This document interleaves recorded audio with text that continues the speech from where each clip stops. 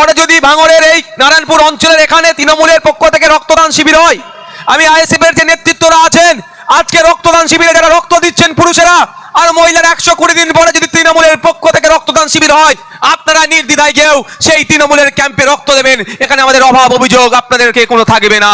অপদার্থ রাজ্য সরকার আর জুমলাবাজির কেন্দ্র সরকার শুধু গণতন্ত্রকে হত্যার খেলায় মেতে উঠেছে, কিন্তু জনগণ কিভাবে উপেক্ষিত হবে? জনগণের যে রক্তের প্রয়োজন আছে, যে চাহিদা অনুযায়ী রক্ত পাচ্ছে না, এমন কোন পলিসি আনছে না যেভাবে জনগণের রক্তের যেটা চাহিদা আছে সেটা পূরণ করবে। বন্ধুগণ, আপনাদের উদ্দেশ্যে বলি, রক্তদানের মাধ্যমে যেমন সম্প্রীতির বার্তা বহন করে, ঐক্যের বার্তা দেয়, সৌহার্দ্যের পরিবেশ তৈরি হয়, অন্যের প্রাণ বাঁচবে, ঠিক একইভাবে রক্তদান করলে আপনারও স্বাস্থ্য ভালো থাকবে। তাই যারা উপস্থিত আছেন, যারা রক্তদান করেছেন, তাদেরকে কুর্নিশ জানিয়ে যারা রক্তদান করলে কি হবে না হবে ভয় পাচ্ছেন, তাদের কথা বলবো, অন্তত নিজের স্বাস্থ্যের কথা ভেবে এই সমস্ত রক্তদান শিবিরগুলো যেখানেই হয় সেই সমস্ত রক্তদান শিবিরগুলোতে গিয়ে পুরুষ হলে 120, পুরুষ হলে 90 দিন, মহিলা হলে 120 দিন ছাড়া ছাড়া আপনাদের মূল্যবান রক্ত সেখানে দেবেন।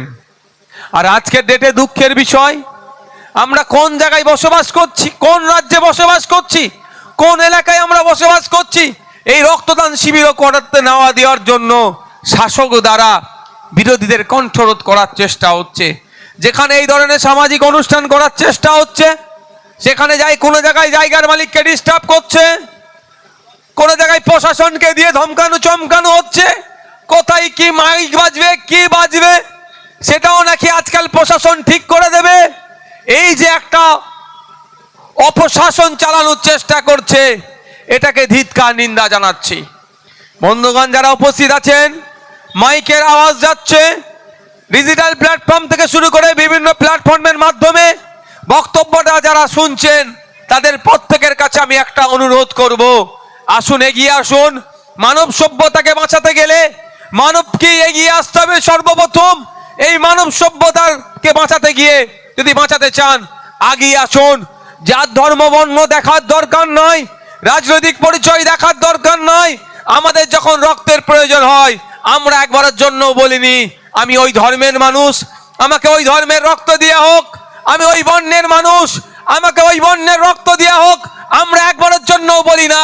আর আজকে শাসক যে নোংরামি করছে, নিশ্চিতভাবে শাসকের কারো রক্তের প্রয়োজন হলে সে কিন্তু একবারের জন্য এটা বলবে না যে আইএসএফ এর রক্ত আমি নেব না, বিরোধীর রক্ত আমি নেব না, আমাকে তৃণমূল করি, আমাকে তৃণমূলেরই রক্ত দাও, এ কথা একবারেও বলে না।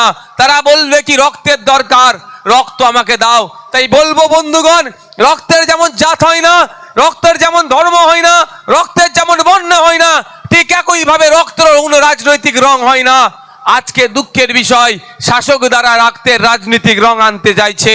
এই শাসকের এই অপচেষ্টাকে, এই কুৎসিত মনোভাবকে আমরা আমাদের পক্ষ থেকে জনগণকে সাথে নিয়ে আমরা সেটাকে নিমিষেই নির্মূল করব, এই প্রতিজ্ঞাবদ্ধ আমাদেরকে নিতে হবে।